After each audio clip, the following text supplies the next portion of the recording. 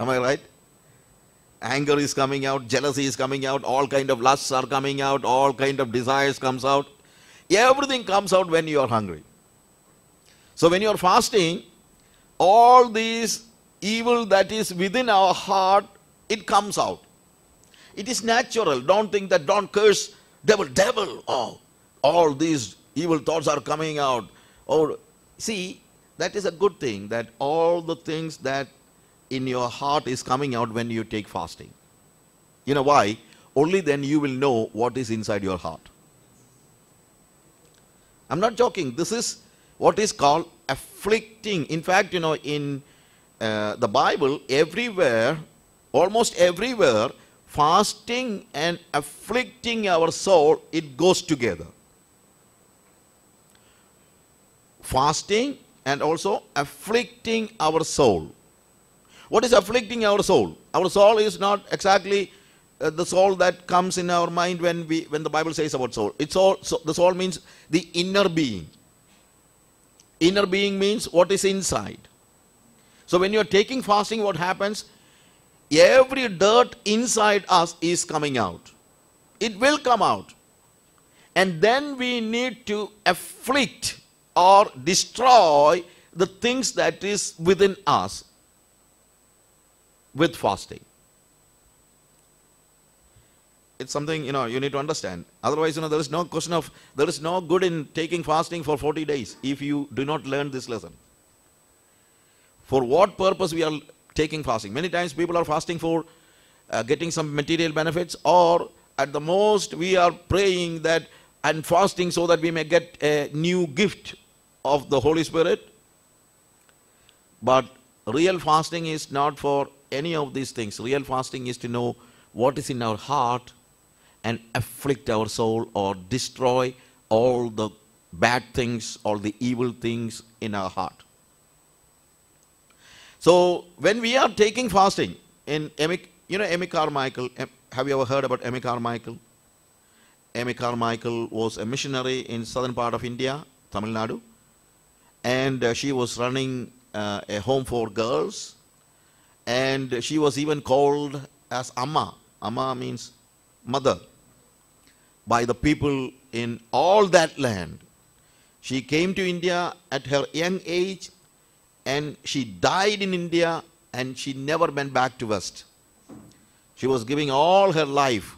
These days, we are not, you know, I'm so sorry to say, our commitment, including me, you know, we are very much attached to all the things of this world, and we cannot leave a place and live somewhere and live with the people of, you know, we just want to fly like a bird, and only then we say we are missionaries. No, many times we are. I have seen a girl in Nyasa where David Livingstone came and started working in Africa. She came, it was a crusade, and she came there to see an Indian man who is preaching in Africa. Because the understanding in Africa is that all Indians are Hindus or Muslims, and they never believe that there are Christians. Sometimes, you know, when I'm there, many people just come to see me whether it is true or not, that a Christian will preach. No, an Indian will preach gospel. Because to them, all the Indians are either Hindus or Muslims. So they were wondering to see me, an Indian, as a Christian, and especially a missionary who is a Bible teacher. And many times even pastors came and said, for the first time when they are coming to my meeting for some places, we came asking a question whether any good come from India. Because they know only the business people there, and they're making a lot of money, you know that. So to them, they thought all Indians are coming to Africa just to make money. And they never thought that a Christian or an Indian is coming and teaching Bible. And this girl, she is an Australian, and she is there in Nyasa for 8 years. She came to me and she was very happy, and she said, I'm so happy to see an Indian missionary. Then she said, my great-grandfather was a missionary in India. I was wondering. I was asked where? In West Bengal. And I was asking, how about your grandfather? He also was a missionary. And how about your mother and father? they also were missionaries. And I'm a missionary now in Nyasa. How many years you're here? 8 years. She's a young girl, 8 years, running a children's home and looking after the work of Heidi Baker, that is Iris. They have a lot of work there. And she's the director of that mission station. And she never left Africa after she reached there. I was literally crying to see a person who is a fourth generation missionary.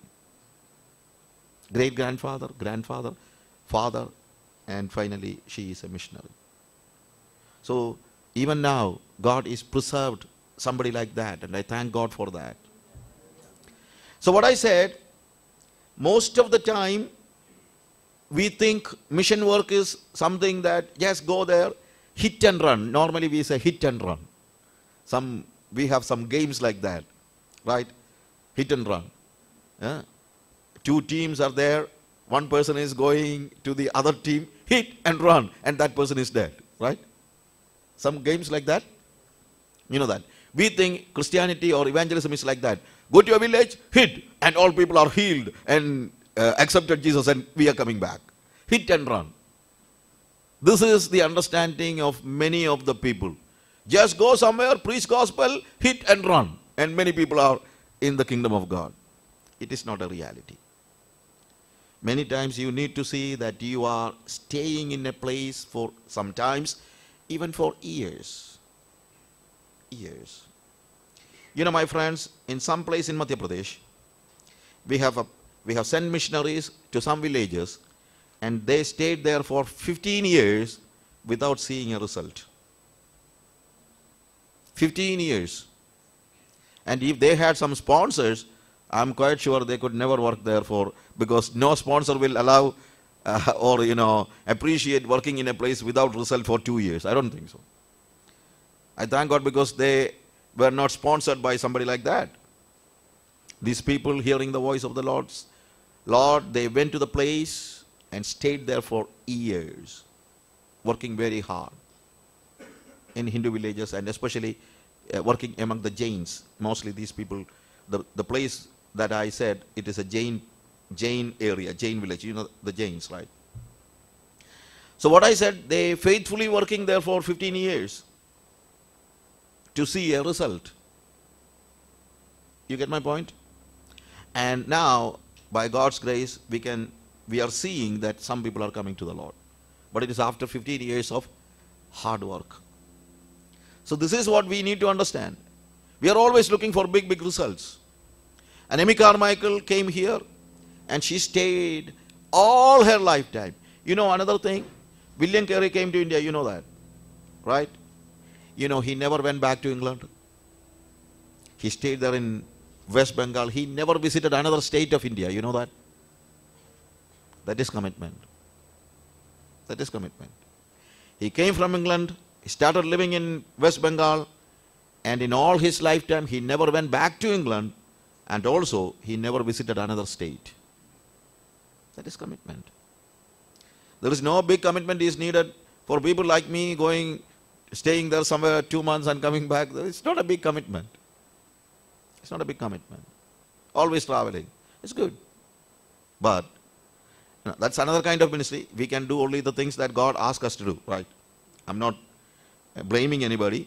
Some people are called for that, but my hats are off when I see somebody who is staying in a place and doing ministry without traveling and suffering with the people. That's something big.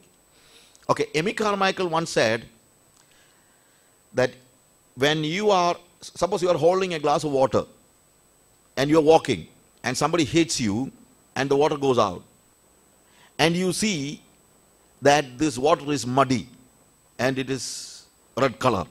It was not like that when it was in your hand. It was so clear. It was so clear, but when somebody hit your hands, the water was shaken, and when it went out, what happened? It was red. It was muddy. What is the meaning of it? The mud, it is not because somebody is hitting my hands, the mud came, right? No. Is it? No. The mud was there, but because it was not shaken for a long time, it was in the bottom. Nobody knew that. But when somebody is hitting, what happens? All the mud is coming up. Our heart is like that. When we have all good situation and ambience, and when everything is fine, we have no problem. Our words are very good words. Brother, how are you, brother? Praise the Lord, brother. Thank you, Jesus. Like that. Because there is nobody is hitting us. But suppose we are on a queue, trying to get a place in the bus, and the bus, we are on the queue, and somebody is coming and hitting you with a suitcase, and you are falling down, and this man is stamping you with his big shoes, and this man went in the bus, and then the bus went off, and you did not get the bus. What you will say? Praise the Lord, brother. Thank you very much. Will you say like that? Only then you will know what is in your heart, what is in your mind. Then what word comes out, that is the real you. You understand? That is the real you. So many times we are not getting a chance to project or see what is inside. Only when we are hit by somebody, some situation, we know who are we. You understand, my friends? So thank God, because that is you are. And then it is time for you to afflict your soul. You get me? How do you do that? At the time of fasting, we are not taking food, and it is not just, sometimes people think fasting is just abstaining from food. So what happens? They do not eat, but they do everything else. And they say, I'm fasting. That's not fasting. That's not fasting. Okay? You are only starving. You are not fasting. Many people are only starving. They are not fasting. But what is fasting? Fasting is abstaining from everything that hinders your enjoying the presence of God. We are fasting because we need time with the Lord to enjoy His presence. You understand, my friends? Jesus said, my disciples cannot fast now because the bridegroom is with them. And when the bridegroom is away from them, they will fast. What's the meaning? When the bridegroom is with them, it is celebration. When we feel we are not enjoying the presence of our bridegroom, take fasting. Yes. Because you need to see that you are coming back to the celebration of being with your bridegroom. That is fasting. That is the need for fasting. When you feel you are not able to be in His presence all the time, or enjoy or celebrate your bridegroom's presence, take fasting. Fasting means abstaining from everything that hinders your presence with God. It includes, it depends upon each people. Some people, something is not a hindrance for them. But for people like us, I advise you, it is not, don't ask me where it is written, in Matthew or John. But I tell you, abstain from food. If that is the hindrance, abstain from mobile phone. Abstain from media, television, newspaper, everything. You know why? When, in normal case, when we are hungry or when we are lacking something, we subside our hunger with food or something else. So, every time the anger is there, our anger, that is like the mud inside, that is there. But earlier when the anger was coming up, we were subsiding it or giving some food, and the anger goes down. Okay? We are filling with some food. Or when we are very much angry, we go and we go to sit before the television and watch a television show, and gradually the anger goes down. It doesn't go out, it goes down. It doesn't go out, again going back to the place it was city, to its hiding place. Okay?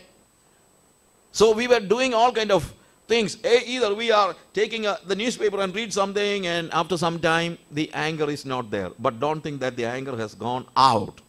It is there in the hiding place. But when we are taking fasting, the anger comes up, and we are not subsiding it with food or media or television or anything. So it comes up. And then what we do, we afflict our soul or kill what is inside by what?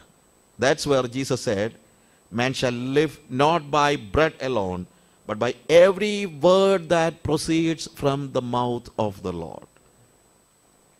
So what happens?